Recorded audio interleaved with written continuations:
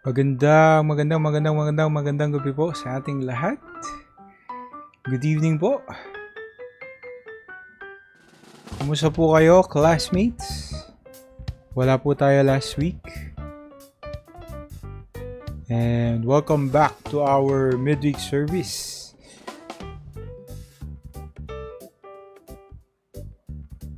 Sige po. If you're there, mag-comment po kayo para mabati natin.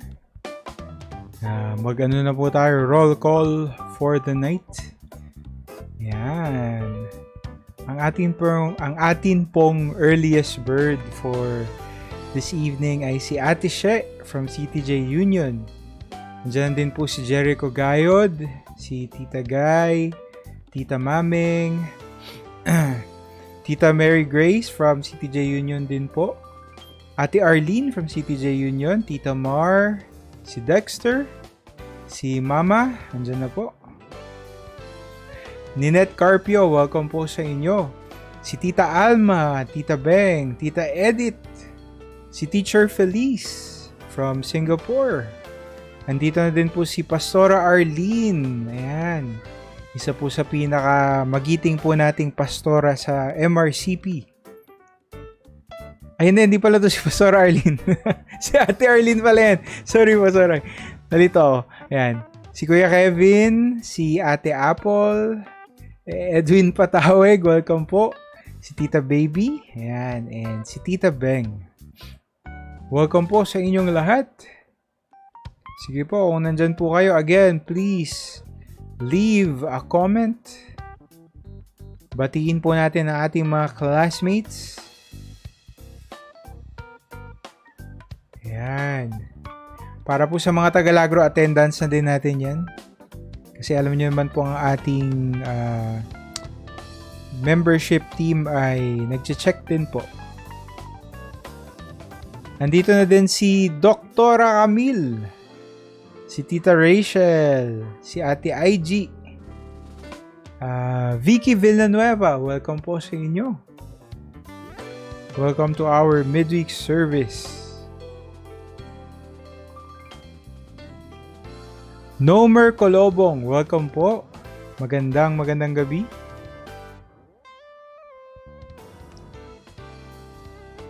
Andito na din si Tita Ness Comboy. Yun ang maganda talaga sa online, no? Iba-ibang lugar po tayo pero nakakarating po tayo sa ating Bible study. So pag-pray nyo po dahil eventually gusto ko po sana na magkaroon na tayo ulit ng face-to-face na midweek service. Pero syempre pag may face-to-face na po tayo, ilalive pa rin namin yun para kung kayo man po ay nasa biyahe pa or hindi kayo makaalis, makakasama po namin kayo. So don't worry. Pero matagal-tagal pa naman, pinag-iisipan pa natin yung logistics niyan. Tita Levy, welcome po sa ating midweek service. Ganun background music natin, no? Naalala niyo ba yung kantang yan? Sino nakakaalala ng kantang to? Sige nga, lagay niyo sa comments kung alam po ninyo yung kanta. Rochelle Nicolas, welcome po sa inyo. Nandito na din po si Bishop and si Tita Rita. Alam niyo ba yung kantang yan? Ron Kenoli yan eh. Ayan, sinabi na ni Mama. Anong title? Wala namang prize yung mananalo. Sige, wag nyo na nga lang sagutin. Wala akong pang prize. Sige po, time check. It is 7:34. Pwede na po tayo magsimula. Elizabeth Topinio, welcome po sa inyo. Welcome to our midweek service. Sige po. Praise God. Samahan nyo na po ako at tayo ay mananalangin na. Let's pray. Panginoon, pinupuri ka namin at gusto po namin magpasalamat sa inyo dahil andito po kami uli sa aming midweek service. Mag-aaral na naman kami ng iyong salita at kami ay mahahamon at mapapalakas po nito. Nawa po, Panginoon, samahan niyo po ang bawat isa. Ngayong gabi, Panginoon, we dedicate this service to you. Lahat po ng mga learning, lahat ng mapag-uusapan po namin, Panginoon. Nawa ikaw lang po ang madakila sa aming kalagitnaan. Hindi po ang aming karunungan, hindi ang aming galing o talino. Nawa po ikaw lang po ang makilala sa aming kalagitnaan. We also want to pray, Lord, for our classmates na pauwi pa lang. Ingatan mo po sila. Please bless every cellphone, every internet connection, lahat po ng mga TV, lahat po ng gadgets na gagamitin namin ngayong gabi. But most importantly, please bless our hearts, Lord. Ilaan mo po para sa inyo to, i-consecrate mo po ang aming mga puso. Na lahat po na aming mapapakinggan at mapag-aaralan ay buong pagpapakumbaba naming tatanggapin at hahayaan po naming mabago ang aming mga buhay. Salamat po, Panginoon. Salamat sa kalayaang binigay mo na kami nakakapagpuri sa iyo at sasamba at kakanta at mag-aaral ng iyong salita. Nawa po ay ma-enjoy po namin itong gabi kasama ka. Pinupuri ka namin, Panginoon, at nagpapasalamat po kami sa pangalan ni Jesus. Amen and amen and amen. Sige po, let's go to our praise and worship.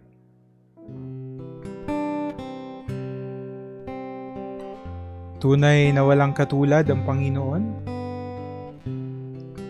Siya lang ang Diyos na dapat nating sambahin. Purihin ka, O Diyos. Salamat po. Awitin ko man lahat ng awit sa mundo ay di kayang ilarawan ng kadakilaan mo. Kulang ang lahat ng tula, kulang maging mga salita upang ihayag ang kabutihan mo. Wala kang katulad, wala nang higit sa'yo. Wala kang katulad, wala nang papantay sa'yo. Ikaw ang Diyos noon pa man, maging ngayon at kailanman. Sa habang panahon, wala kang katulad.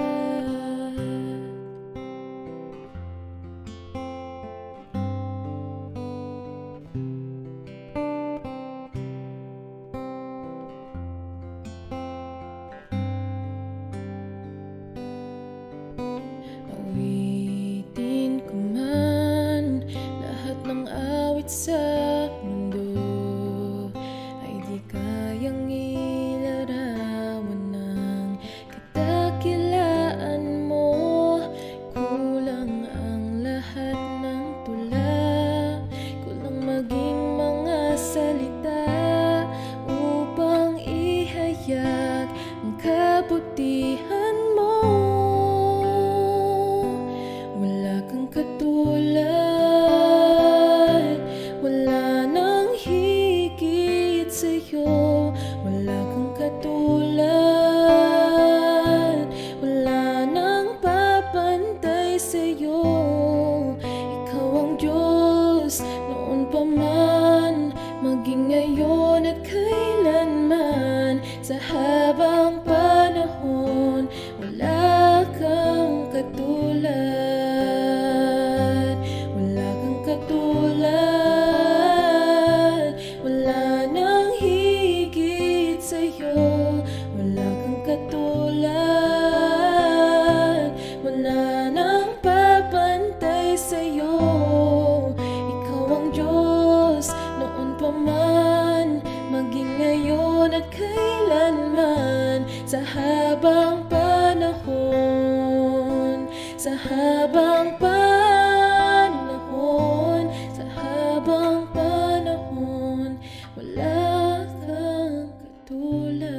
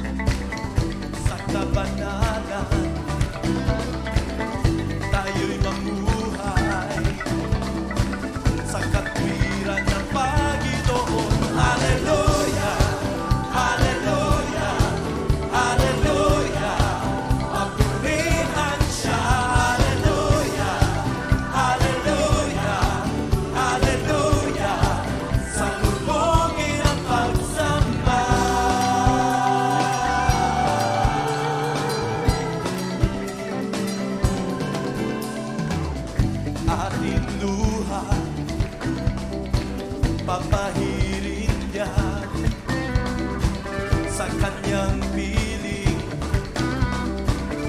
lubos ang ligaya. Hallelujah, hallelujah, hallelujah. Papurihan siya. Hallelujah, hallelujah, hallelujah. Salubungin ang pagsamba.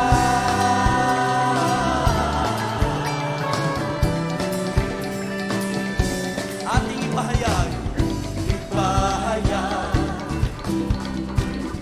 kaligtasan, ipapalitan. Sabay-sabay natin isigaw. Hari ay malapit na. Hallelujah, hallelujah, hallelujah. Papurihan siya. Hallelujah, hallelujah, hallelujah. Salubungin ang pagsamba. Hallelujah, hallelujah, hallelujah, hallelujah. Papurihan siya. Hallelujah, hallelujah, hallelujah. Salubungin ang pagsamba. Hallelujah, hallelujah, hallelujah, hallelujah. Papurihan siya. Hallelujah, hallelujah, hallelujah. Salubungin ang pagsamba. Praise God. Hallelujah! Palakpakan po natin ang Panginoon ng malakas, malakas, malakas, malakas. Praise God. Wala po tayong midweek last week. Yan, kung napapansin nyo po. Dahil... Ayan, teka lang po. May hinahanda ako. Ayan. Dahil nga po, nag-aayos kami for anniversary. Ayan. So, pasensyahan nyo na po. Medyo kailangan ko yung araw last week para may mga tapusin. Kasi November na naman po. Kaya pagpasensyahan nyo na po dahil alala ko, nag-promise ako na today, mag-aaral tayo about yung mga umalis sa church. Ayan. May mga nagtanong din sa akin kung yun pa rin ba yung topic. So, ito po muna, tapusin na muna natin the parable of the tenants kasi nakasalang na po ito eh. And then, next week po, ito, nakalagay na.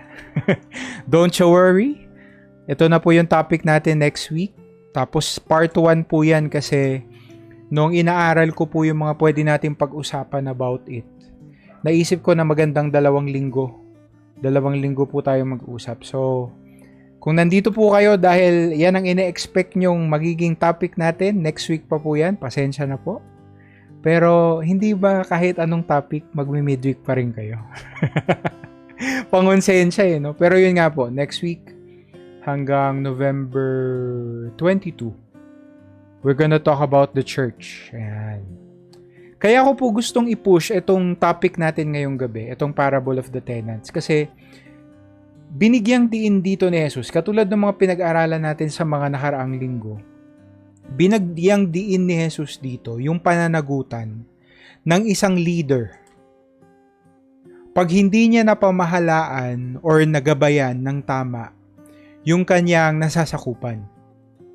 So sa kaso po sa context nung ating pinag-aaralan so far, religious leaders. And I think magandang pag-aralan natin to before we go on to issues in the church.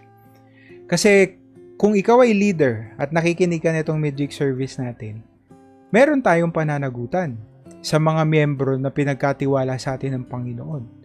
Kung ikaw naman ay miyembro, meron ka din pananagutan. Although hindi kayo pareho ng responsibility ng iyong leader, pero basically, lahat tayo may pananagutan. Umalis ka man ng church or nandyan ka, lahat po tayo ay mananagot sa Panginoon. Now, this parable of the tenants is an example of that. Ano nga ba ang mangyayari sa mga leader na hindi nila naalagaan ng maayos yung pinagkatiwala sa kanila ng Panginoon? Meron bang judgment for them? Immune ba sila sa hustisya ng Panginoon dahil lang leader sila? Alam niyo naman po sagot dyan, of course not. Mas malaki nga po yung sinisingil sa kanila kasi kung ikaw ay nasa position of leadership, especially if it's spiritual leadership, ang laki ng dinedemand sa'yo ng Panginoon. Hindi siya biro. Hindi birong tawagin mo yung sarili mong pastor. Hindi birong ikaw ay mabansagang Sunday school teacher. Hindi biro na ikaw ay maging tatay sa pamilya kasi yung mga ama ang pastor ng kanilang pamilya.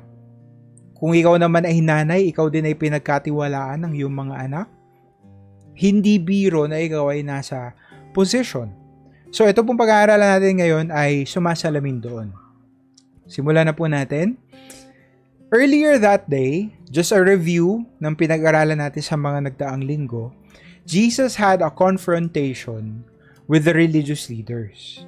So ano pong nangyayari sa confrontation na yon? Basically, they wanted to question his authority, to preach the scriptures, and to perform miracles. Now, bakit po may ganyan silang drama?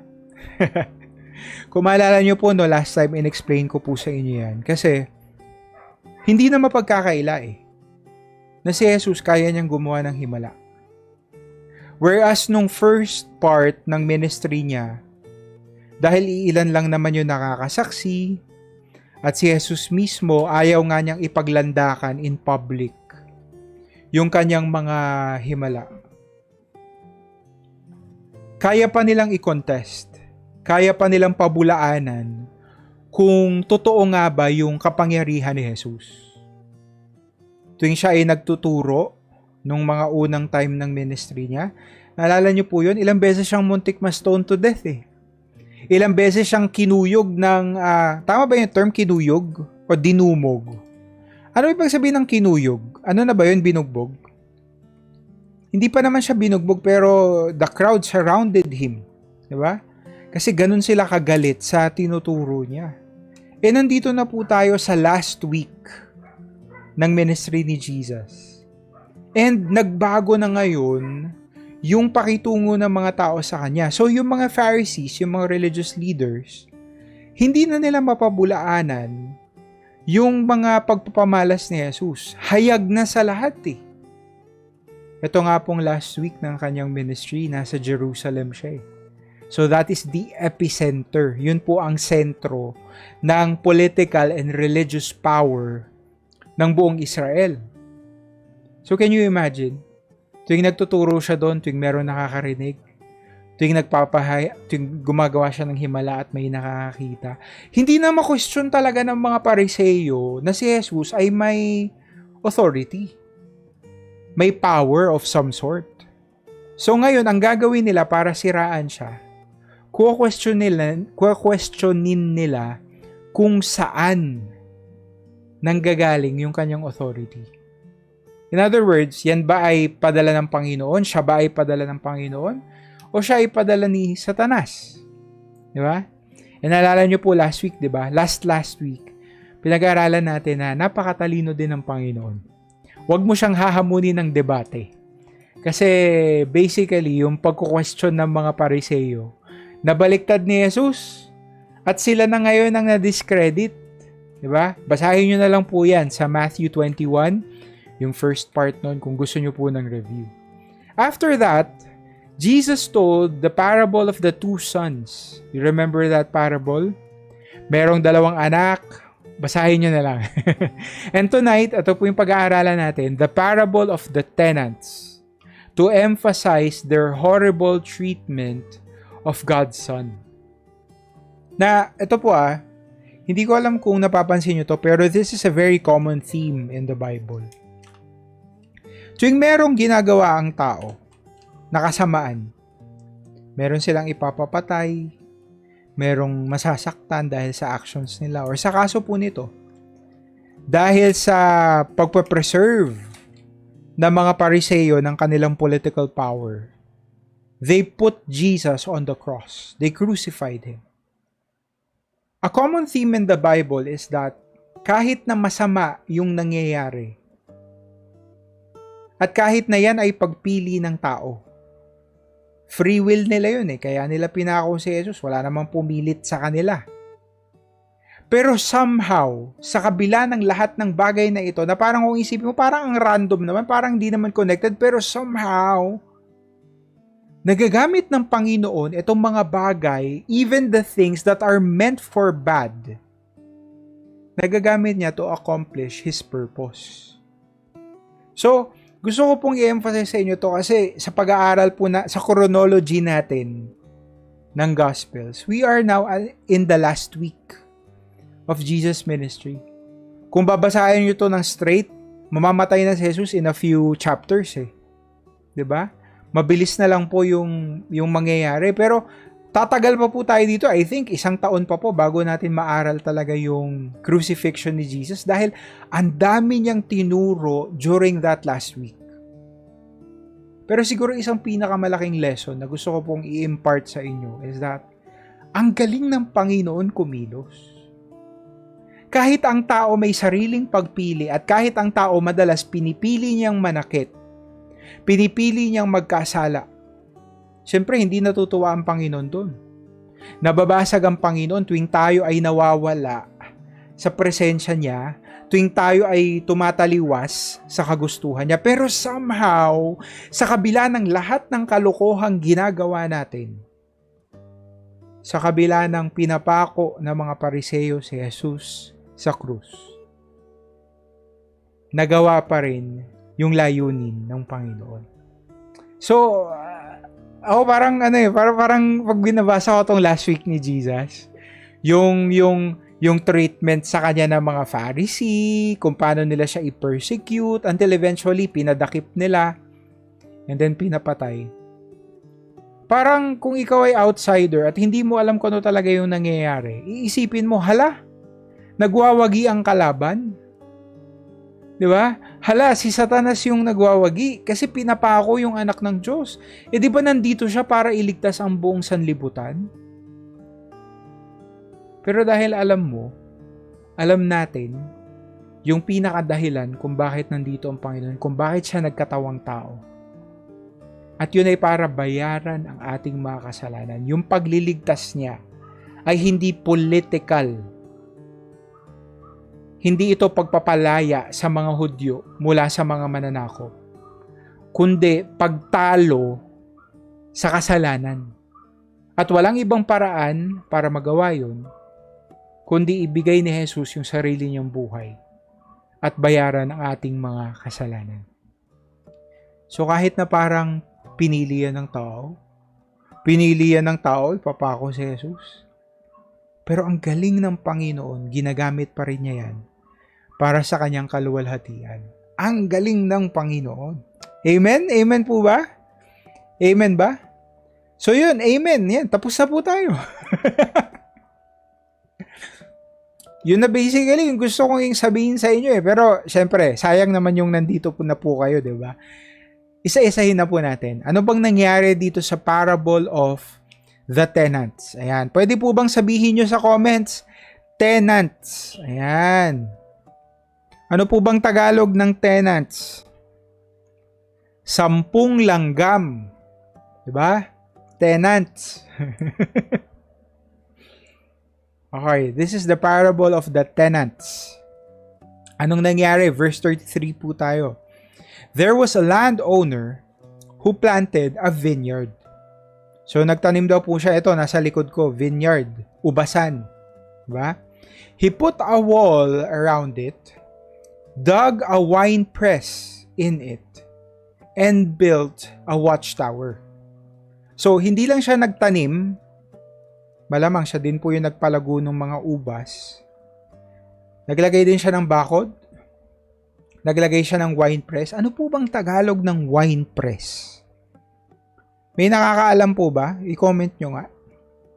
O, nagets ni Pastora Froy yung joke ko. Ayan. Ano po bang Tagalog ng wine press? Yun yung para siyang, mamaya may papakita akong picture. And built a watchtower. Then he rented. Ano nangyari? Akala ko sa kanya yun. Bakit niya renenta the vineyard to some farmers and moved to another place? Na siguro parang nakakapagtaka, no? Hindi ba kung ako ang nagmamay-ari? Ayan, sabi nila pisaan daw yung Tagalog ng wine press. Kung ako nagmamay-ari ng isang sakahan or ubasan, dapat andun ako. Pero bakit andun ako para hintayin tumubo, hintayin lumago, i-harvest? Kasi syempre, akin yun eh. Yung ani dapat sa akin. Pero bakit biglang umalis etong landowner? Diba? Now, this was a common practice during Jesus' day. Anong madalas na ginagawa ng mga landowner? A landowner would invest in his property by carefully developing it. So parang yung ginagawa ng SMDC ngayon, no? Or ng mga ibang developer dito sa Pilipinas. Pag nagtayo po sila ng mall, you can bet, hindi po yan mall lang. Meron na ding mga townhouses, meron na mga condo units. Madalas tinatayo nila yung mga bagay na yon pag merong transportation project. Katulad po na nangyayari dito sa Lagro, di ba? Nung nagkaroon na ng construction ng MRT. Itong Lagro, yung Fairview, and even all the way to Bulacan. Nagtayuan na po bigla yung mga establishmento, di ba? Kasi ganun yung mangyayari. If there's a market at dadaanan niya ng transportation, ganun ang paraan nila to develop it. So itong landowner, medyo ganun din po yung mentality nila nung panahon ni Jesus. Meron kang lupa, okay. So what? Anong gagawin mo doon? Now, usually, ginagawa nila, tinatamnan nila. Because, kung tutuusin, kahit nasa gitna po sila ng disyerto, ang Israel was also an agricultural country. Talagang pinagpala po itong land overflowing with milk and honey. Itong Kanaan. 'Di ba? So, ang dami pong tumutubo doon. And one of the practices na ginagawa ng mga landowners was to plant vineyards. To plant wheat, kung ano mang pwede nilang itanim. Okay? At syempre, hindi sapat na meron lang ubas. Mga halaman lang. Gumawa din siya ng mga structure na kakailanganin doon. Una, yung wall, para syempre walang mga magnanakaw. Yung wine press, para pag naani na, 'di ba? Naani na yung ubas, pwede na nilang pwede nilang pigain or pisain dun mismo. And then dun na din nila malamang i-ferment sa vineyard para maging wine. Kasi mas mahal ang bentahan pag yan ay naging wine kaysa yan ay ubas lang, 'di ba? And lastly, yung watchtower. Anong purpose ng watchtower? Kasi kung yan ay malawak na lupain, hindi mo makikita lahat pag ikaw ay nasa eye level. So, kailangan tumaas ka, nasa tore, para ma-monitor mo yung buong ubasan. So, basically, yan ang ginawa nung landowner. He planted the vineyard. Kita nyo po ba? Ayan. He planted the vineyard. He put up a fence. Diba? And then, gumawa po siya ng wine press. Ito po, kita nyo po ba yung wine press?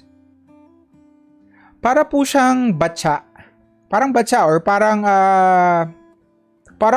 trough na lalagyanan. Diyan nila po ilalagay yung ang tawag dito, yung ubas, yung grapes. Then tatapakan nila. Noong unang panahon, ganun eh. Actually, hanggang ngayon, yung mga ibang gumagawa po ng alak, ganun pa rin ang ginagawa nila. Kasi, ito, wag po kayo mandiri dito, pero totoo po ito.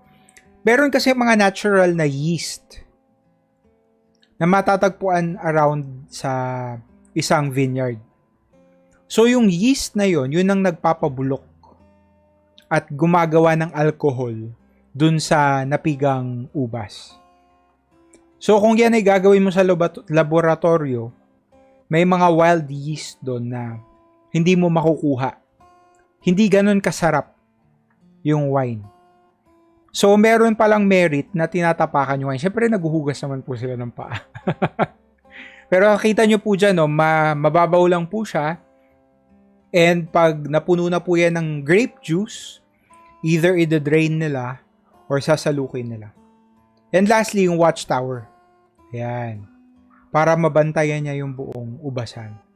Now, tanong ko, bakit umalis yung landowner? Gayong ubasan niya yan. Hindi ba dapat siya magbantay niyan? Malamang, kasi nung unang panahon, pag ikaw ay merong lupain, marami kang lupain. Hindi lang po iisa yan. So, ang ginawa siguro nitong landowner kaya siya umalis was to look after or to develop other properties. So, nag-move on muna siya. Basically, yung investment niya, iniwan niya muna at hindi naman nakatiwangwang lang. Pinarentahan niya po sa mga kalalakihan. Pinarentahan niya sa mga tenants. You remember that term? Tenants or mangungupahan, di ba? At sila ang mag-aalaga doon. So basically, yung landowner, yung investor, ang nag-shell out ng kapital. Siya na din ang nagtanim. Lupa niya yun in the first place. Siya na yung gumawa ng infrastructure doon. Ang gagawin lang nitong mga tenants, pangangalagaan nila. At pag umani na, at naging alak na siguro, kung madatnan man na alak na yung mga ubas, merong porsyento yung may-ari. Okay? By law, meron siyang porsyento. Okay? So, yun ang kanyang tactic. And then, he went on his way. Okay? Now, kung mapapansin nyo po, merong iba-ibang mga simbolo na nandito sa parable na ito. Pinakauna, yung landowner. The landowner represented God. Siya yung may-ari, siya yung nangalaga, siya yung nagbigay. At ano nga ba yung kanyang pinangalagaan? Yung vineyard na rumirepresenta sa Israel. Ang Panginoon ang nag-alaga sa Israel. Panginoon ang nag-keep ng kanyang covenant sa Israel. Wala ni isang tao, yan man ay si Abraham or si David, wala ni isang tao makakapagyabang na ang Israel ay sa kanila dahil yan ay pagmamay-ari ng Panginoon. Ang mga Hudyo ay tao ng Panginoon. Pero katulad sa story, pinagkatiwala ng landowner, pinagkatiwala ng Panginoon ang Israel. Kanino? To the religious leaders. Sila yung mga tenants. Sila yung mga nangungupahan na, again, hindi sa kanila yan. Pero they had every responsibility na pagyamanin yun. Every responsibility na ingatan yun. Bakit? Kasi kung hindi nila iingatan, walang kikitain yung ubasan. At pag walang kinita yung ubasan, hindi lang yung master ang talo, pati sila. Pag bumalik na yung master, sisingilin sila. There will be a judgment. So, hindi ko alam kung nagigets nyo na, no? Pero nagigets nyo na po ba? Kung anong pinupuntirian ni Jesus dito sa story na ito? Pinagkatiwala ng Panginoon ang bayan ng Israel dito sa mga leaders na ito. They were just tenants. They were just stewards. Pero anong ginawa nila sa mga tao ng Panginoon? Now, this was very clear to the priests who were listening to Jesus. Alam na alam nila yung simbolismo nito. Kasi again, yun nga po yung sinasabi ko sa inyo hindi na nila makakaila na si Jesus ang Messiah. Sa puntong ito ng ministry ni Jesus, sa dinami-dami ng mga prophecy na finulfill niya, sa dinami-dami ng mga pagpapamalas, mga himala, na pruweba, andun na yung resibo Andun na yung resibo. Ang problema, ayaw nilang tanggapin. Kahit na aminado sila, ayaw nilang tanggapin. Kasi it would take away their power. Pag in-acknowledge nila na si Jesus ang tagapagligtas, yung mga Hudyo would rally behind Jesus. Susuportahan nila si Jesus kasi parang may blessing na ng mga pari. At gagamitin nila si Jesus na figurehead, rallying point, para patalsikin nila or mag-aklas sila sa Roman government. So syempre, ang matitiktikan dyan yung mga Pariseo, yung mga Sadduceo. Kasi sila yung in charge dito sa mga Hudyo. So again, hindi lang Panginoon ang nagbigay na pagkakatiwala sa mga religious leaders ng Israel. Kahit po yung Roman government, hindi din sila masyadong nanghihimasok sa mga ginagawa nitong mga Hudyo. Basta lang magbayad sila ng buwis, okay na yun. Ang talaga pong mananagot dyan, yung mga religious leaders. Okay? Verse 34. When the harvest time approached, harvest time, ayan, ano daw pong oras? Ano daw pong season? Harvest time. Ayan, lagay nyo nga po sa comments. Harvest time. Nung dumating na daw po yung harvest time, the master sent his servants to the tenants to collect his fruit. So alam niyang magbubunga na. Panahon na ng, ano bang Tagalog ng harvest? Anihan. Diba? Panahon na ng pag-ani. Pinadala niya ngayon yung kanyang mga taga-singil. Okay? Harvest was an important time in any plantation. Of course, this was when all their efforts would bear fruit. Kaya napaka-critical nito eh.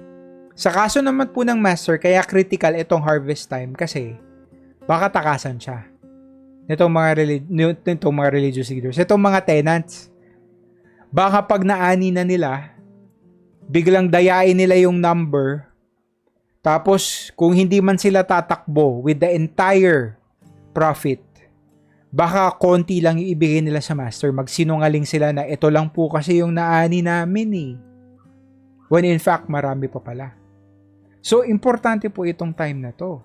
And because the landowner was the one who owned, again, planted and developed the vineyard, he sent his servants to the tenants so they could collect his fruit.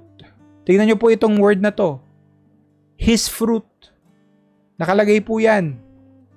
Collect his fruit. Pinapaalala sa atin sa text na hindi yan pagmamay-ari ng mga tenants. Sa Panginoon yan, sa may-ari yan, sa owner. By law, about half of the profits was rightfully his.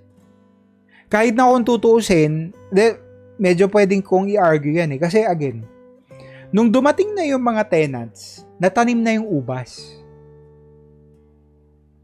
Ang pinakamalamang sa malamang dyan, konti na lang yung ginawa talaga nila. Basically, nagbantay na lang sila. Yung pagpapalago nun, yung gano'n, ginawa na ng amo yun eh. So talagang gagawin lang nila, bantayan. Pangalagaan. Pero tignan nyo kahit na napakakonti lang nung ginawa nila basically, kalahati lang yung mapupunta sa amo, sa batas. Kalahati lang talaga yung entitled yung amo. Pwede siya mag-demand ng mas malaki, pero base yun sa kasunduan nila. But according to law, only half ang makukuha niya. So parang basically, sinasabi dito, may reward din yung mga tenants. Just for being good stewards, isipin nyo, ang laki ng magiging reward nyo just for being good stewards. To whom much is given, much is required. At pag malaki ang responsibilidad mo, syempre malaki din ang iyong reward. Kasi ikaw ay pinangalagaan mo lahat ng ito. Di ba? Naalala niyo yung parable of the talents? Ganon din yung prinsipyo doon. So itong mga leaders na ito, dahil sila nga po yung sumasalamin dito sa story na ito, kung sila ay naging tapat lang sa Panginoon, kung pinangalagaan lang nila ang bayan ng Israel at hindi nila ni-lead astray ang mga tao, ang ganda siguro ng reward sa kanila ng Panginoon. Grabe siguro yung honor. Naisipin mo, ikaw pinanindigan mo at ginampanan mo yung responsibilidad mo bilang religious leader. Pero madalas, itong mga religious leaders nga, sila pa yung pasaway. Sila pa yung gumagamit ng batas. Batas-batasan pala, sorry. para lituhin yung mga tao at mawala sila sa Panginoon. Because all of these religiosities, na-stumble yung mga tao. Yun ang magaling sa Panginoon eh. Isipin mo, lahat ng ito siya nagpundar. Sa Christian life natin, basically, wala talaga tayong ambag. Lahat ng ito ay nanggaling sa Panginoon. And yet, He still promises us a reward if we remain faithful. Grabe naman ang Panginoon. Grabe naman yung grasya at biyaya ng Panginoon sa atin. He is entitled to 100% ng profits. Kasi siya yung amo, siya yung nagmamay-ari, pero He still promises us a reward kung tayo ay magiging tapat sa Kanya. Grabe yung Panginoon natin, no? Verse 35 to 36. Pero nung dumating na yung mga mensahero, anong ginawa ng mga tenant? They seized His servants. Ano yung pagsabihin ng seized? Pinadakip. Tinali siguro yung iba. They beat one, killed another, and then stoned a third. Grabe. Imbis na maging accountable sila, anong ginawa nila? Pinagtataboy po nila, pinatay pa nila yung iba. Verse 36, at nung narinig ng master yung ginawa ng mga tenants, what did he do? He sent other servants to them, more than the first time. So ngayon, grupo na po sila. And yet, the tenants treated them the same way. Aba, medyo malakas po pala itong mga tenant. Medyo may kapangyarihan pala sila kasi kung yung master, pinadala niya yung kanyang mensahero at merong threat of violence, malamang pinadala din niya yung mga mensahero niya ng merong escort siguro, merong sandata na pangdepensa sa sarili. And yet lahat ng ito ay narepel ng mga tenants. The greedy tenants were supposed to manage the vineyard and return the profit. They were just temporary stewards. Ayan. Ano daw po sila? They were just temporary stewards. Lagay nyo nga po sa comments, stewards. Stewards lang po sila. Sila ay katiwala. Instead, they mistreated and killed the messengers sent by the landowner. Imbis na i-welcome, kasi yun naman ang prinsipyo ng stewardship, di ba? Kung pinangalagaan mo ng tama, hindi mo kailangang matakot. Kasi walang kailangang hulihin sa'yo. Parang total, kakatapos lang po ng election no? Pinapanalangin po talaga natin yun na yung mga nanalo po nating mga opisyal ay tutupad sa kanilang tungkulin. Hindi lang sa platapormang sinabi nila ng eleksyon kasi kahit sino naman pwedeng maglaan ng plataporma eh. Pero sana tumupad sila sa kanilang tungkulin. Yun lang. Sapat na yun. Kaya tuwing merong public servant, di ba? May mayor, may barangay captain na parang siya, exemplary. Kagaya ni Vico Soto, kagaya ni Yorme, 'di ba? Nung sumikat siya na ginawa niya sa Manila. Grabe yung palakpak natin para sa kanila. Tuwang-tuwa tayo kasi wow, ang gagaling naman ito, pero in fact, ginagawa lang nila ang kanilang tungkulin. Kahit si Vico sinabi niya 'yan eh. 'Di ba? Hindi siya dapat i-put on a pedestal kasi ginagawa lang niya ang kanyang tungkulin. Siya ay steward. Siya ay katiwala, sila ay public servant. 'Di ba? May pananagutan sila sa Panginoon eh. Ganon din po yung mga Pariseo. Yung mga Saduceo sa panahon natin, ganon din yung mga religious leaders, yung mga spiritual leader natin. We are all stewards ng mga tao na pinagkatiwala sa atin ng Panginoon. Pero imbis na, yung sa story natin, imbis na i-welcome nila yung mga mensahero, dahil wala naman talaga dapat silang ginagawang masama, pinagpapatay pa po nila. Now, the messengers in the story represented God's prophets. Kung di nyo pa po halata, yun po ang simbolismo doon. Yung mga pinadala ng Ama ay yung mga propeta. Yung mga taong nagsalita on behalf of the Lord. And throughout the ages, they faithfully shared God's word to the people. But, just like in the story, they were persecuted by those in power. Yung mga religious leaders, yung mga hari sa history ng Israel. Nalala niyo po, kahit si Haring David, hindi po siya safe dyan. Hindi siya exempted dyan. Sino, trivia.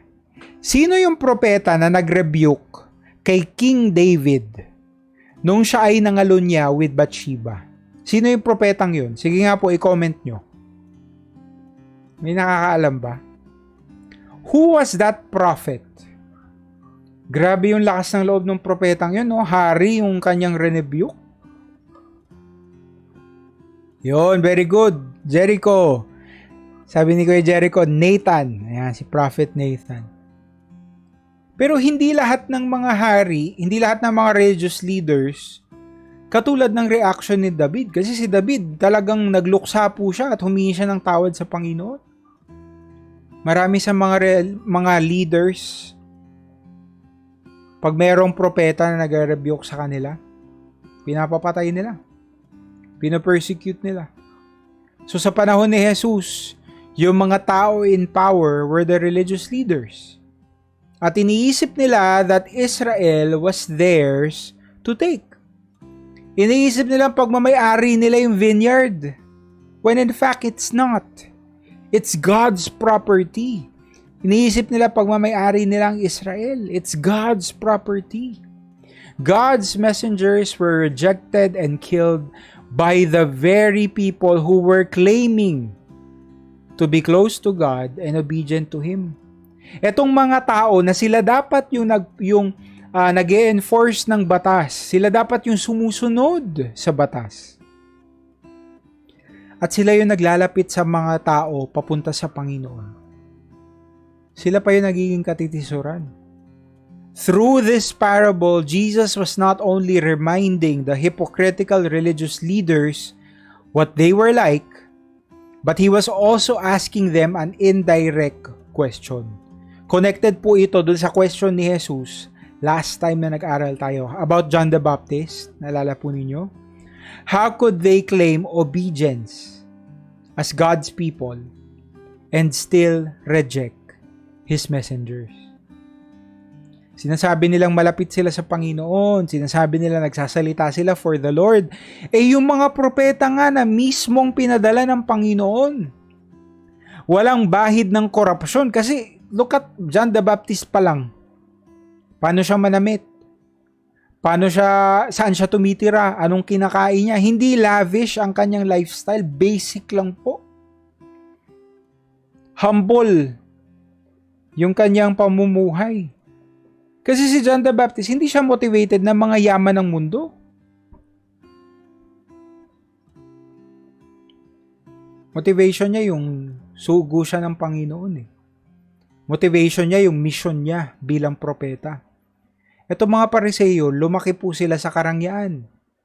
Nagsitabaan na sila sa mga kinukulimbat nila sa templo. At alam nila yun. Alam nila yun, and yet sila pa yung nagkiklaim na malapit sila sa Panginoon. Kakaiba din talaga no pag ikaw ay nasa, ano ba tawag natin dito? Position of power. Sabi nila power corrupts. Pero ang tingin ko dyan, hindi naman talaga nakaka-corrupt ang power. Rene-reveal lang ng power kung sino ka talaga noon. Binubuking ka. Pag binigyan ka ng authority, binigyan ka ng kapangyarihan, may pinagkatiwala sa'yo, hindi ka naman biglang magiging gahaman overnight eh. Madidiscover mo na lang, ay ganun pala, corrupt pala ako. Yung mga politiko natin, yung mga taong nasa leadership. Ang dami nga, next week babanggitin ko po yan kasi mag-aaral po tayo about yung mga umaalis sa church. May mga ganong kwento din po tayo. Diba? Even religious leaders. Hindi naman totoo na nakorrupt ka ng power. Power doesn't corrupt. Authority doesn't corrupt. It only reveals who you were. Who you are. Pag binigyan ka ng laya, nagle-let loose ka eh. Pag binigyan ka ng authority, minsan nagpa-power trip ka eh. Etong mga Pariseo, totoong-totoo po sa kanila ito. For the past 100 years, mahigit, ng kanilang pagjujus-josan dito sa bayan ng Israel. Pumunta na sa ulo nila yung kanilang power and authority. When in reality, again, wala talaga silang authority except the authority that was given to them by God. And that vineyard, that Israel, isn't theirs. Yan ay sa Panginoon. And yet, anong ginawa nila sa mga propeta? Diba? Anong ginawa nila kay Juan Bautista? Anong ginawa nila sa anak ng Diyos na si Jesus? Ito na po, verse 37 to 39. Last of all, the owner sent his son to them. Hindi nag-work yung mga servants? Sige, papadala ko yung anak ko. My only son. They will respect my son, he said.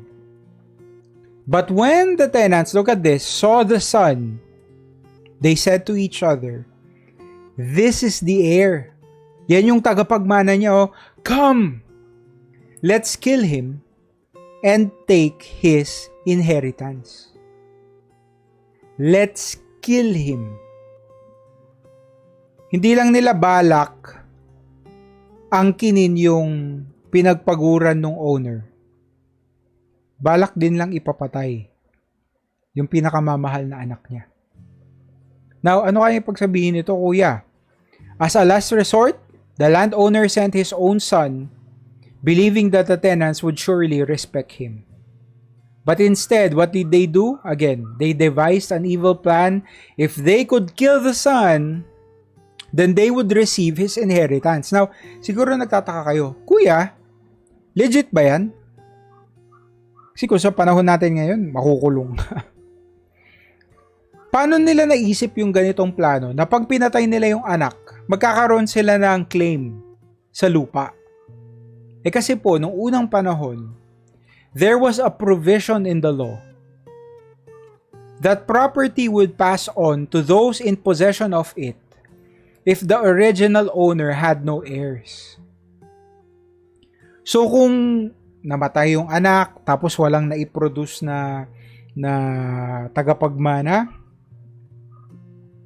kung sino yung umuokupa or kung sino yung may hawak ng isang property, sa kanya dapat mapupunta yun.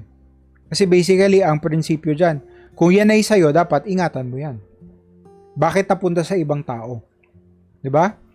And since the tenants currently occupied the vineyard, killing the son would give them an opportunity to seize the land for themselves.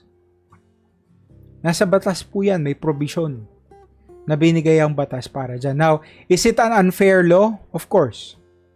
Pero isa po yan sa mga batas na nakalagay sa Bible na malamang, hindi pala sa Bible, nakalagay sa batas ng mga Hudyo na malamang nanggaling lang din talaga sa tao. Diba? So in this parable, Jesus portrayed the madness of the chief priests and elders who plotted to kill God's Messiah. Why was this madness? Why is this insanity? Kasi ipapapatay nila yung Mesiyas na pinadala para iligtas sila. Kung sino yung tagapagligtas na pinadala para isalba sila, yun pa yung ipapapatay nila. Imbis na magtino na lang sila, imbis na tanggapin nila si Jesus with open arms, no, they would plot to kill God's Son. Why? To preserve their power. To preserve their authority. Kaya natin siya natawag na madness or insanity. Kasi, isn't that crazy? Kung ikaw nasa baha ka, malulunod ka na, tapos biglang merong dumaan na bangka. At yung mga rescuer, inaahon ka na. Diba? Hinihila ka paakyat ng bangka. Pero imbis na magpahila ka, anong ginawa mo? Sinuntok mo pa yung rescuer. Basically, ganun yung ginawa nila. Ganun yung gagawin nila sa anak ng Diyos. There's no denying that Jesus was the Messiah. However, dahil yung expectation nila hindi nag-match sa reality. They expected a political leader, they expected this. Pero, si Jesus hindi naman political eh. Hindi nga siya hari na conventional eh, na pinanganak nga siya sa sabsaban eh. Hindi nga kabayo yung sinakyan niya nung papasok ng Jerusalem eh, donkey. A sign of humility. Hindi nag-match yung expectation nila sa reality. And what's more, syempre, again, they wanted to preserve their power. So what did they do? Yung tagapagligtas na inaahon na sila papunta sa bangka, sinuntok pa nila. Ganun yung nangyari din sa story. Pasin nyo parang Inception, no? Merong story under another story. Meron yung panahon natin ngayon na sumasalamin ng panahon ni Jesus na nilalarawan itong kwentong ito. Inception. Pero what did the tenants do? Verse 39. So they took him and threw him out of the vineyard and then killed him. They took him, threw him out, and killed him. And this was exactly what the religious leaders would do to Jesus. They would arrest him. They took him. They would throw him out of the council after pronouncing him guilty. They threw him out of the vineyard. And then they would kill him on the cross as a criminal. Yung anak ng landowner ay inosente. Pinadala lang siya ng kanyang ama. Pero itong mga tenants, pinapatay siya. Ganon din ang gagawin nila kay Jesus, yung mga Pariseo, mga Saduseo. They knew that he was innocent. Wala siyang ginawang masama. He fulfilled prophecy. Legit yung kanyang tinuturo. Hindi lang nila matanggap. And so they would kill him on the cross. Hindi bilang isang bayani kasi wala namang bayaning pinapako sa krus. Ang kamatayan sa krus ay judgment para sa isang kriminal. At ganoon ang gagawin nila sa kay Jesus. Ganoon ang gagawin nila sa anak ng Diyos. Gagawin nilang kriminal para lang meron silang justification na maipapako siya. Grabe, no? Again, babalik tayo dun sa katotohanan ng shinare ko kanina. Kuya, bakit gano'n? Parang nagwawagi ang kasamaan. Sobrang tindi naman itong mga religious leaders. Kawawa naman si Jesus. Again, kahit na mukhang pangit yung nangyayari, kahit na yan ay sarili nilang pagpili, it's their free will. Nung pinapako nila si Jesus, lahat ng yan ay gagamitin ng Panginoon to accomplish His purpose. To save humanity. Diba? Pero again, that doesn't discount the fact na itong mga leaders na ito mananagot. Hindi porket kayang gamitin ng Panginoon yung kalokohan nila para matupad yung kanyang kalooban, off the hook na sila. Exempted na sila sa parusa. Kasi nagpagamit naman kami, Lord, di ba? Nung pinapako namin yung anak mo, ginagamit mo lang naman kami para sa iyong plano, di ba? Abay, hindi. Wala pong excuse na ganun. Pananagutan pa rin nila yung kanilang kagagawan, yung kanilang desisyon. It just so happens na ganun kagaling ang Panginoon na nagagamit pa rin niya yon for His glory. Okay?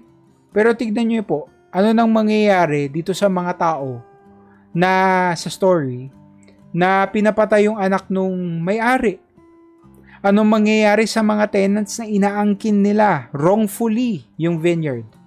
Sabi sa verse 40, therefore when the owner of the vineyard comes, What will he do to those tenants? Ito po ay tanong ni Jesus sa mga Pariseyong kausap niya. Sabi niya, malamang, babalik na yung may-ari. Kasi that's the last straw, pinapatay na yung anak niya eh. Tingin nyo, ano kayang gagawin ng may-ari? Okay? Tignan natin mamaya magiging sagot nila. Okay? Pero itong passage na to, itong verse na ito, pinapaalala sa atin na meron pananagutan.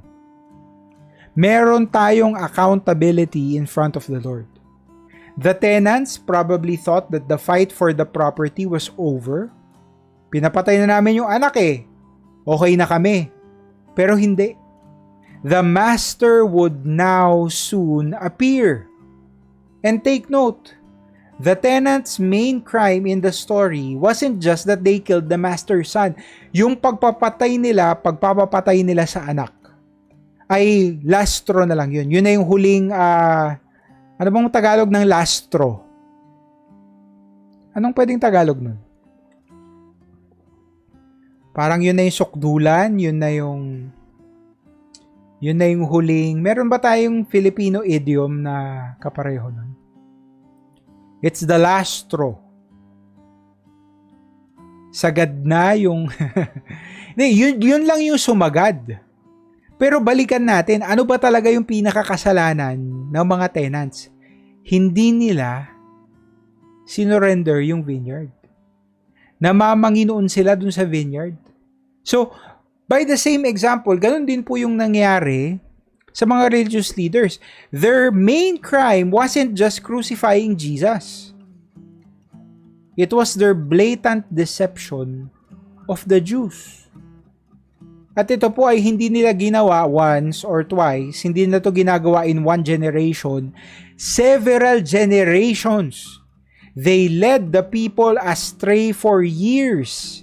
Even before the Messiah came, wala pa si Jesus, nililigaw na nila yung mga tao. Kaya nga nung dumating si Jesus, imbis na yung mga tao, informed sila na ito pala yung Messiah. Kasi fino-fulfill niya yung prophecy. Kasi ito yung tinuturo niya. Siya pala yung Messiah. Imbis na yung mga tao may ganong kamalayan, hindi sila naturuan. Kasi nga gustong i-deceive nitong mga religious leaders yung kanilang nasasakupan. So, hindi yung crime nila, krimen nila, ay yung pinapatay lang nila si Jesus. No. Noon pa man nagkakasala na sila sa Ama by deceiving the people. Remember, the Master would soon come and God would soon exact judgment on the religious leaders. So, balikan natin yung mga kausap ni Jesus. Tinanong niya kasi sila sa tingin nyo, anong gagawin ng Master? Pag nalaman niya yung balita na yan. Tingnan nyo po, galing sa sarili nilang bibig. He will bring those wretches. Sabihin nyo nga po, wretches. Wretches. Yan. I-type nyo po sa comments. Wretches. Ano po bang ipagsabihin ng wretches? Di ba yun yung kapatid ni Claudine Barreto? Si Wretches Barreto. Ang corny. Ang layo. Ano ipagsabihin ng wretches? Mga walang kapag-asa. Mga pinakamasama sa masama. Wretches. Di ba? Yung song na Amazing Grace. Amazing Grace, how sweet the sound that saved a wretch like me. When we talk about someone who is a wretch is someone who is hopeless. Di ba? Sukdulan yung kanyang kasalanan. Nanggaling mismo sa bibig ng mga Pariseyo. He will bring those wretches to a wretched end. Sabi ni Pastora Froy, hopeless, incorrigible. Diba? Wala nang kapag-asa, mga kawawa. Sabi ni Tita Baby, mga kaaba-aba. Diba? Kawawa sila kasi wala silang pag-asa. Hindi ba alam nitong mga Pariseo na sila yung pinatatamaan ni Jesus? Malamang alam nila. But they were saving face. Kasi kaharap nila yung mga tao din. Naririnig ng mga tao yung sagot nila eh. Kahit alam nila na sila yung tinutukoy sa storya, hindi nila pwedeng sabihin, ay dapat gantimpalaan yung mga ano na yon, mga tenants na yon kasi mautak sila eh. Hindi. Kahit na nasa batas naman na mamamana mo basically, mapapasa iyo yung lupain pag namatay yung tagapagmana. The fact is, pinatay mo pa rin yung tagapagmana. At yung may-ari, yung tatay, meron siyang karapatan na ipapatay kayong lahat. Di ba? To a wretched end, ipapapatay po sila. Diba? With extreme prejudice. Di ko alam kung yung tatay sa storya, na-enjoy niya yung kanyang revenge. Pero because ito yung tatay na na representative ng Panginoon, tingin natin, wala naman siyang tinitake na pleasure sa pagpaparusa. Pero may kaparusahan. May kaparusahan itong mga religious leaders na to. And then he will rent the vineyard to other tenants. Aba? May naunang tenants, may naunang pinagkatiwala, merong mga susunod na pagkakatiwalaan. Sino kaya yon? Mamaya po, babalikan natin yan ha. Who will give him his share of the crop at the harvest time.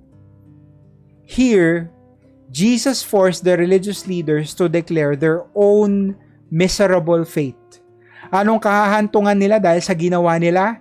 God's judgment and eternal damnation because of their hypocritical religiosity. Dami nilang batas-batasang ginawa. Nililito nila yung mga tao. Sila yung may hawak ng scriptures eh. Sila yung nag-aaral ng batas. Sila yung nagtuturo sa templo. And yet sila pa yung pinaka lumalabag dito. Lumalabag sa tinuturo nila. Diba? Hypocrites. Mga ipokrito. At yung kanyang pagiging relihiyoso ay paimbabaw.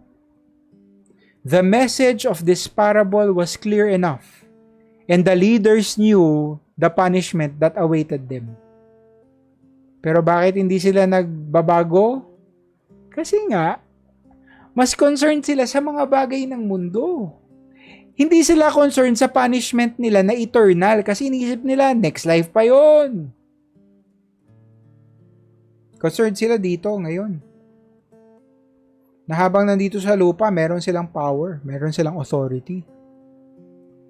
They knew that the owner of the vineyard had the right to demand fruits from the tenants. In the same way, God looked for fruit from Israel's leadership, but He found little fruit. Walang pagbabago.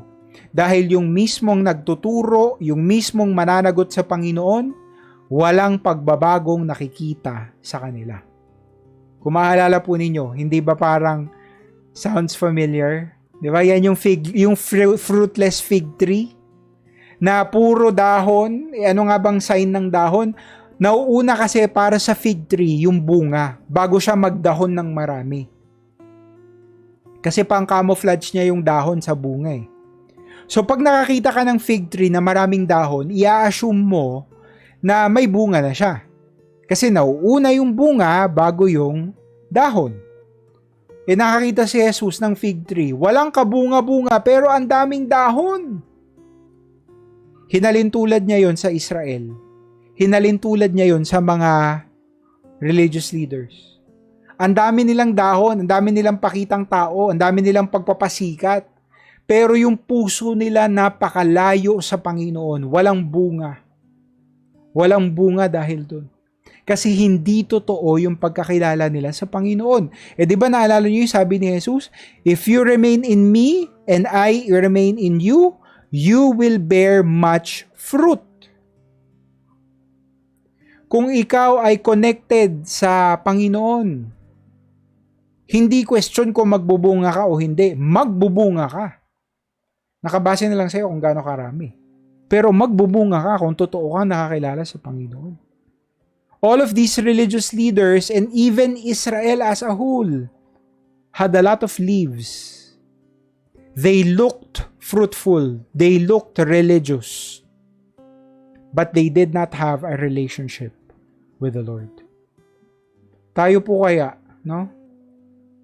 Alam kong ilang linggo na natin pinag-aaralan itong araw na ito, no? Tandaan niyo po, isang araw pa lang po ang nangyayari sa mga pinag-aralan natin last few weeks. Isang araw pa lang po ito. Di ba? Siguro rending-rendi na kayo kasi palagi kong sinasabi, nasan yung bunga natin? Pero totoong-totoo po yun sa ating lahat eh. Pwede kang mag-recite ng Bible verse. Pwede kang mag-post. Anyone can do that. Anyone can say that they are Christians. Ang dami nating dahon. At sa mga taong hindi nakakaalam, mukha tayong mabunga. Pero pag lumapit sila, pag inobserbahan nila tayo sa labas ng simbahan, pagkausap na natin ang ating pamilya, pag tayo na lang mag-isa at iniisip nating walang nakakarinig or nakakakita or nakaka-observe sa atin, tayo po ba ay Kristiyano pa rin? O puro dahon lang yung meron tayo? Tingnan nyo po, renebuke ni Jesus yung mga Pariseo. Kasi alam na nila eh. Alam na nila yung tama eh. Pero what did they do? They rejected the Messiah. Sabi niya sa kanila, have you never read in the scriptures? Parang insulto to, no? Para ikaw, sabihan ka ni Jesus. Pari ka. Responsibilidad mong magbasa ng scripture. Pero basically, ito ay job ni Jesus sa kanila. Sundot niya sa kanila na, hindi nyo ba nabasa? Sabi sa Psalm, this is Psalm 118, the stone that the builders rejected has become the cornerstone. Ano ibig sabihin nun? The Lord has done this and it is marvelous in our eyes. Hindi nyo ba nabasa yon? Ano po ba yun? This passage was actually a messianic prophecy from Psalm 118. Na nakalagay dun sa Psalm 118, yung bato na akala ng mga tao, akala ng mga builder, mga stone cutter, walang kwenta. Pero yun pa pala ang gagamitin ng Panginoon bilang cornerstone. Sabihin nyo nga po sa comments, cornerstone. Yan. Ano po bang ibig sabihin ng cornerstone? Hindi lang po ito yung isang church dito sa dito malapit sa atin. Ano po ba ang cornerstone? A cornerstone was a solid piece of rock that supported most of the weight in a wall or building. Yan po pala yung nakalimutan ko, no? Hanap nga tayo ng picture. Papakita ko po sa inyo. Kung maalala nyo kasi sa isang building or sa isang fence, di ba, bakod, merong anong tawag dito? Teka, pakita ko na lang para di na kayo magtaka. Waits lang. Ayan. Ayan, tignan nyo po yung ating picture. Literally, it's a corner, it's a stone in the corner. Okay? At itong cornerstone na ito, madalas nilalagay siya sa pinakasulok. Anong point niyang cornerstone? Kailangan matibay yan. Kasi basically, karamihan ng bigat ng isang wall or building diyan nakalagay sa corner. Sa mga arc, alala niyo po yung mga, teka, mag-search din ako. Meron tayong tinatawag na capstone. Ay pagsabihin po ng capstone, kung meron na kayo nakitang mga arko or keystone. Ayan. Ito po yung dalawang ang tawag dito, bato na nagkikip dun sa ark together. Na kahit arko siya, di ba, nakakita na kayo ng bridge, di ba, yung mga gawa sa bato. Pag tinanggal mo itong keystone sa ilalim, tapos yung capstone sa taas, magko-collapse. Sabi ni Pastor Ed, batong panulok. Ayan, tito ko yan. Ano yan? Sa construction, teka, ipakita ko po sa inyo yung capstone. Bakit kasi hindi ko ito sinearch kanina?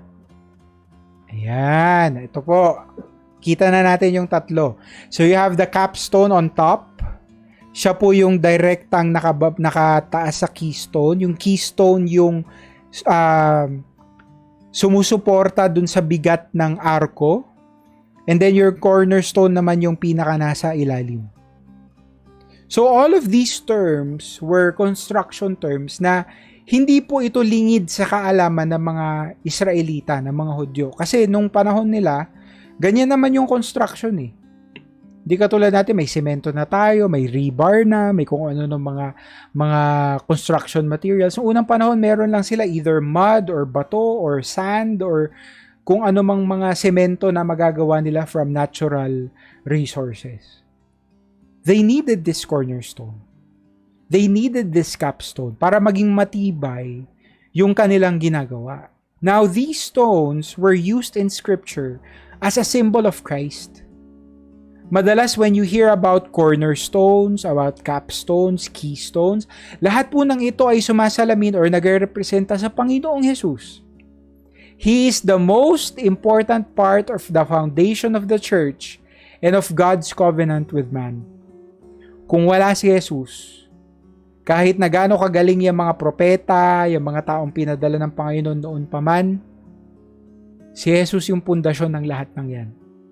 Teka kuya, hindi ba si Jesus sa New Testament palang nagpakita?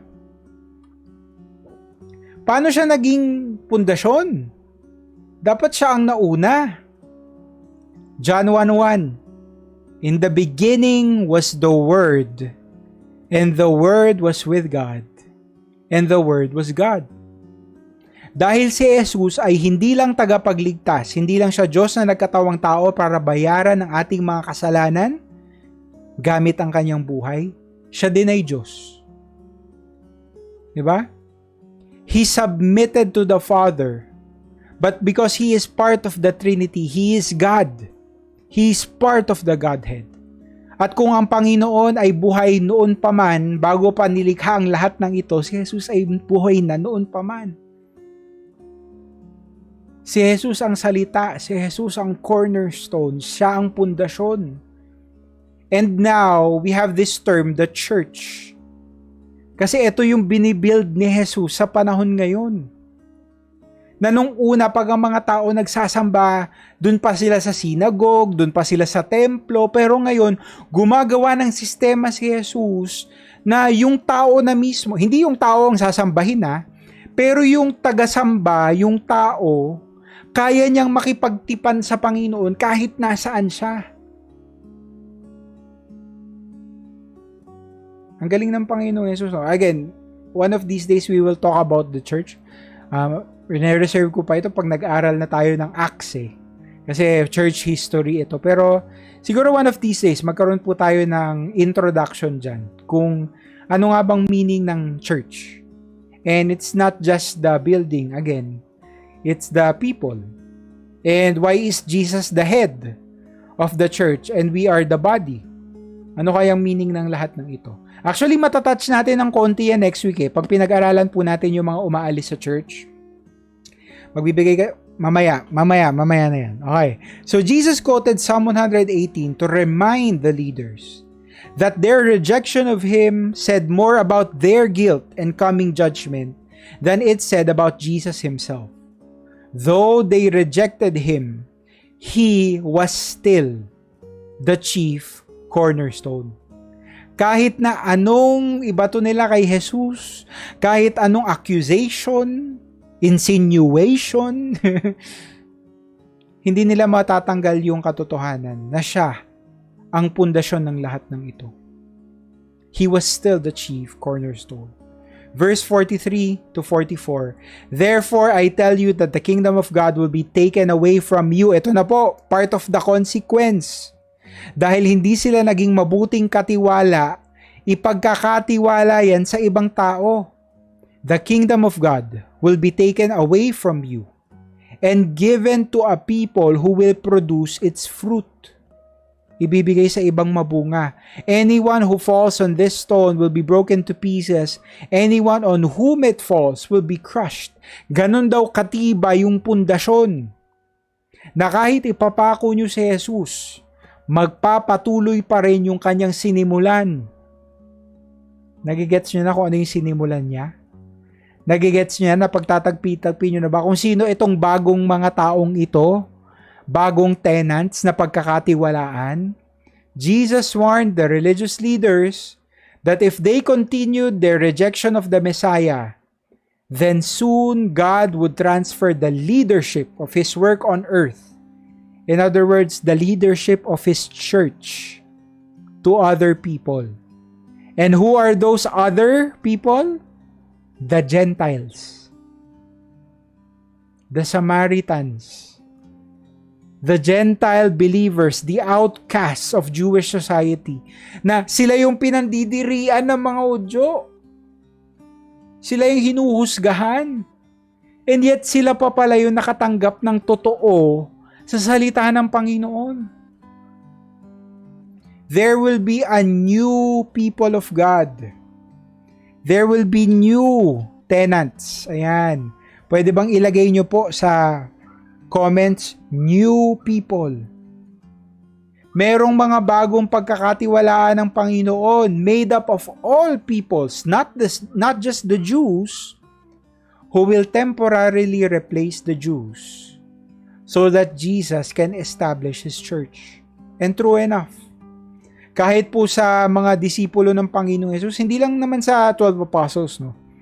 Pero even yun sa mga iba niyang disipulo outside of the apostles, marami doon hindi naman talaga Jewish born eh. Marami sa kanila hindi talaga Hudyo by blood. They were Gentiles. They were rejects of society.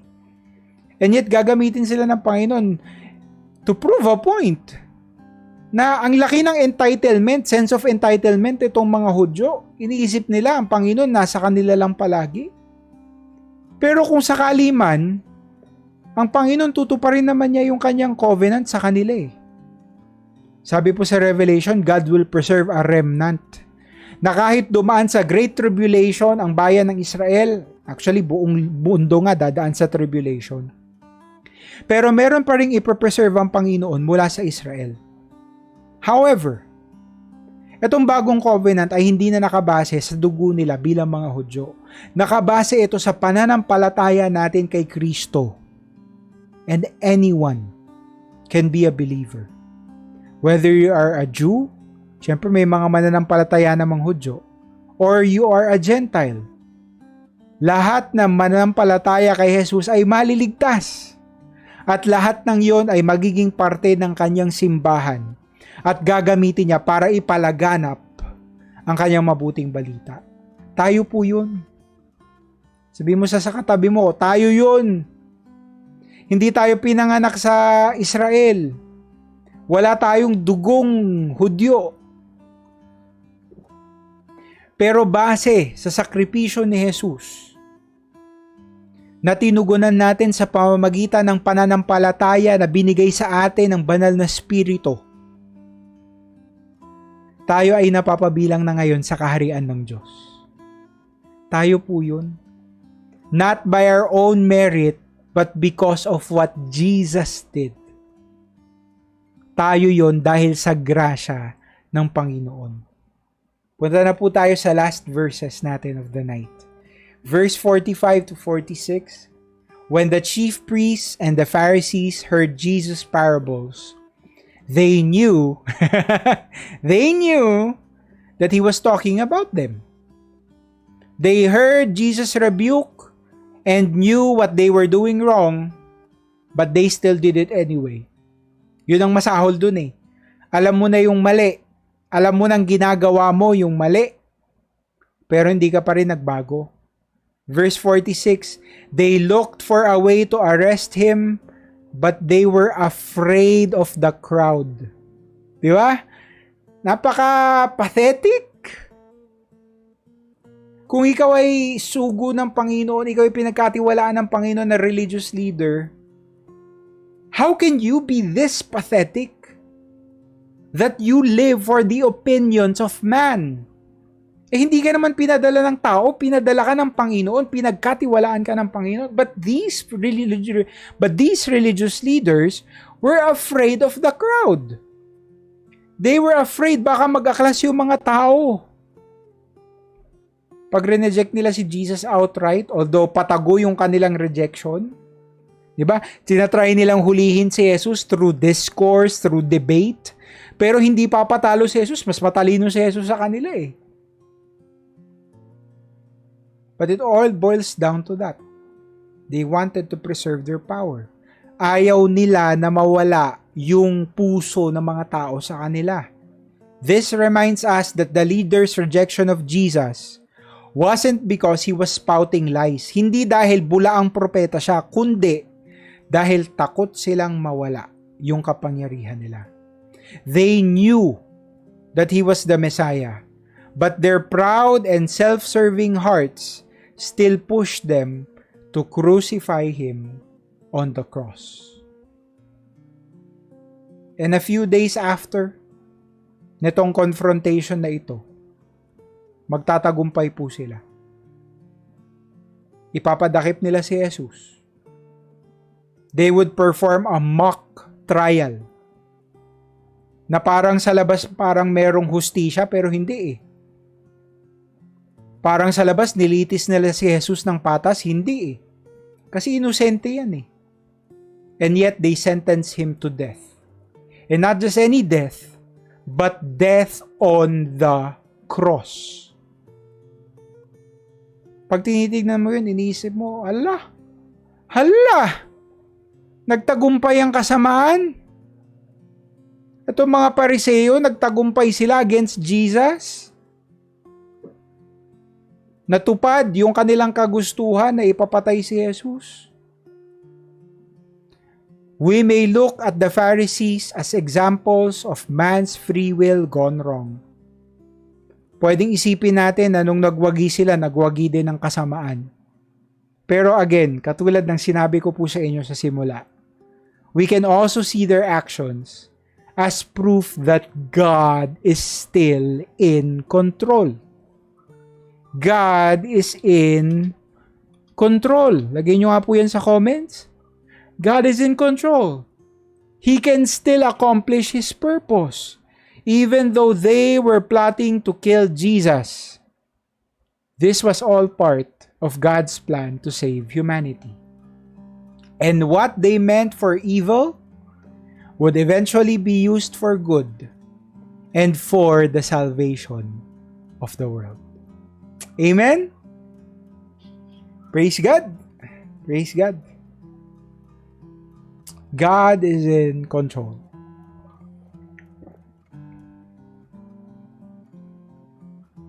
So, totoo lang, ang laking assurance nun sa atin eh.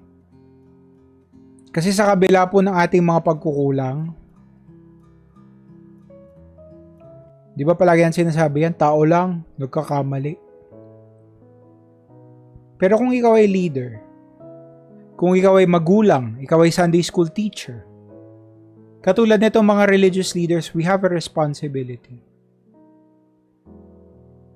Pag nagkukulang po tayo sa awa ng Diyos, yung mga pinamamahalaan natin, pinangangalagaan natin, pinapreserve pa rin sila ng Panginoon sa kabila ng pagkukulang natin bilang mga leader. Pero sana wag tayo mapanatag at wag tayo magpapetiks-petiks, no? Maging complacent. Na dahil lang nandyan pa rin sila, hindi na natin gagawin yung trabaho natin. Yes, God is still in control. Yes, God can still use our mistakes. God can still use yung mga kapalpakan po natin. At sa kanyang grasya at biyaya, magawa pa rin niya yung kanyang kalooban. Pero wala na tayong parte doon. Kasi kung hindi natin gagawin yung ating responsibilidad, wala na tayong parte doon. Katulad ng mga Pariseo, we will be punished, we will be judged. Malaki po ang pananagutan natin sa Panginoon. So I beg you, I implore you, kung kayo po ay magulang, pangalagaan nyo yung inyong mga anak. Pinagkatiwala sila sa inyo ng Panginoon. Kung tayo po ay Sunday school teacher, kung tayo ay pastor, kung tayo ay lifeline leader, pangalagaan natin lahat ng kaluluwang pinagkatiwala sa atin ng Panginoon. Siguro ikaw sinasabi mo ngayon, Kuya, ako, normal na Kristiyano lang naman ako, hindi ako leader.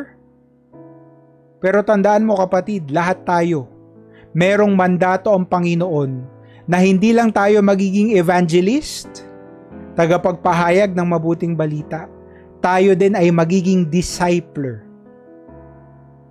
Go into all the world and preach the gospel. Make disciples of all nations. At pag ikaw ay naging disciple maker, meron kang magiging responsibilidad. Kung ikaw ay nag-aakay ng kaluluwa, yang kaluluwang yan ang responsibilidad mo. Hindi mo kailangan maging pastor. Kasi kung sino man yung taong nilagay ng Panginoon sa sphere of influence mo, sila yung gusto niyang pangalagaan mo. So tanong ko po sa iyo kapatid ngayong gabi, bago tayo manalangin, nagbubunga ka ba? Nagbubunga ka ba? O puro dahon pa rin? Puro pakitang tao pa rin ang ating pagkakristyano, quote and quote. Pero yung bunga ng pag-aakay ng kaluluwa wala sa atin. Bakit? Kasi hindi nila makita yung pagbabago sa buhay natin. Hindi sila kumbinsido. Napakaganda ng ebanghelyo, napakasarap marinig ng salita ng Panginoon, pero nahahadlangan ng ating patotoo, yung ating pagpapahayag. Magbunga tayo kapatid, tunay na bunga. Nang meron tayong maialay sa Panginoon na mga kaluluwa. Amen? Praise God. Meron po ba kayong mga tanong bago tayo magwakas?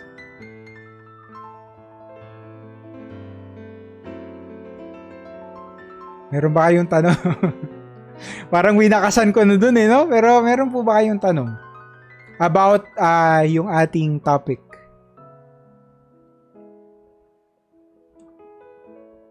Kung wala na po, mag-amen kayo dyan ng malakas para makita ko po kayo.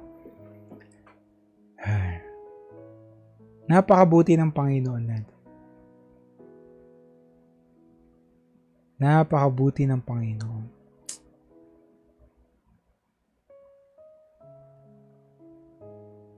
Sige po, mukhang nagdadatingan na yung mga amen. Sige po, let's pray. Samahan niyo po ako, manalangin tayo. Panginoon, pinupuri ka namin. At nagpapasalamat po kami sa kabutihan mo. Umaapaw ang iyong grasya at biyaya para sa amin.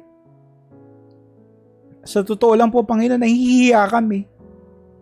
Dahil hindi po kami karapat-dapat nito. Napakadumi namin. We are wretches. Wala kaming kapag-apag-asa. Pero salamat, Panginoon. Dahil sa pagmamahal mo, binigyan mo kami ng pag-asa. Niligtas mo po kami. Binigyan mo kami ng buhay na walang hanggan. At dahil po sa inyo, magsisimula na ang napakagandang buhay namin bilang tagasunod mo. Salamat po, Banal na Espiritu. Sinamahan mo kami ngayong gabi. Salamat, Ama. Pinadala mo yung iyong anak. At araw-araw, Panginoon, nagpapasensya ka po sa amin. Salamat, Jesus. Dahil binigay mo ang iyong buhay sa amin. Hindi ka napilitan nung ginawa mong yun. You laid down your life willingly for us. At ngayon, nandun ka na sa piling ng Ama. You are still praying for us. You are still interceding on our behalf. At tuwing kami ay nagkakasala at humihingi kami ng tawad sa iyo, hindi po yung kasalanan namin ang nakikita ng Ama, kundi ikaw bilang mediator, bilang tupa na namatay para sa amin. Salamat, Jesus. Salamat po, Panginoon, sa iyong kabutihan sa amin. Ngayong gabi kami po ay nagpapakumbaba at humihingi ng tawad sa iyo. Kung hindi po nakikita ang bunga namin, bunga ng pagbabagong buhay, binagong ugali, hindi nakikita sa aming pananalita at kilos na kami ay tunay na tagasunod mo.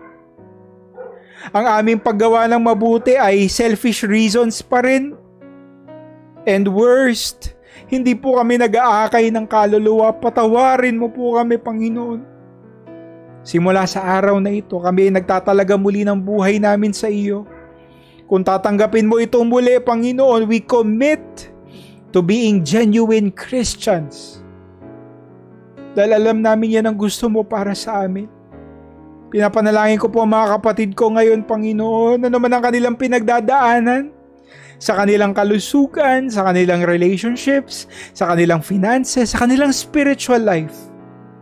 Nawa po ay katagpuin mo po sila, Lord. In your perfect timing, ibigay mo po lahat ng kanilang pangangailangan. Pero habang naghihintay pa po sila doon, palakasin mo po ang kanilang pananampalataya, Panginoon. Salamat po. Pinupuri ka namin at gusto po namin ibalik lahat ng pagsamba at pagkilala sa iyo lamang po, Panginoon. Mahal na mahal ka namin. Sa pangalan ni Jesus. Amen and amen and amen.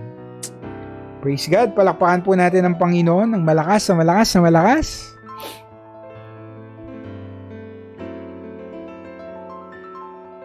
Praise God. Ito na po. Announcements bago po tayo magwakas. Sa darating po na linggo ay Men's Sunday. Ayan. So, meron pong Men's Fellowship. 12 o'clock po yan after our service. So, meron pa rin po tayong service. Kaya wag po kayo mawawala. Pero para po sa mga kalalakihan natin, sportswear po ang inyong attire after ng service. And meron po kayong food contribution. 300 pesos or you just bring food to share. So kung kayo po ay magdadala ng inyong contribution, ibigay nyo na lang po kay Pastor Ed dahil siya po ang in charge sa food contribution. And then next Wednesday, katulad po ng pinangako ko, don't you worry, I've got you. Ito po ang ating topic, kapag may umaalis sa local church. Medyo nahirapan po ako sa title na yan kasi ang dami kong kinonsider. Pero anyway, kapag may umaalis sa local church, that's just part 1 next week. Dahil ang balak ko nga po ay 2 linggo po tayo mag-uusap tungkol dito. So ang una po natin pag-aaralan next week, just to give you a preview, bakit ba natin kailangan pumunta sa church? Hindi ba sapat na Kristiyano ka lang sa bahay? Pangalawang pag-aaralan natin, ano ang mga tamang dahilan kung tayo ay aalis ng church? Number 3 na pag-aaralan natin next week, ano yung mga maling dahilan kung tayo ay aalis or lilipat ng local church? Sa part 2 naman natin, preview po uli, pag-aaralan natin, number 1, kung gusto mo talagang umalis ng church, paano mo gagawin? Hindi ko kayo ina-encourage na umalis ha. Pero kung sakali, ano ba ang tamang protocol or tamang gagawin? And yung last na pag-aaralan natin, sa mga naiwan naman, sa mga nandito pa po, ano ba ang dapat na tugon natin tuwing merong nangyayaring ganyan sa simbahan? So again, ito po ang topic natin for the next 2 weeks. Sana po samahan nyo ako. And mag-invite din po kayo na mga kakilala nyo kung sakaling may ganyan po silang struggle ngayon, baka po matulungan po natin sila at maliwanagan sila. So salamat po muli sa pagsama nyo sa akin this week. See you next week. God bless you. Good night. And have a good night's rest. Salamat po.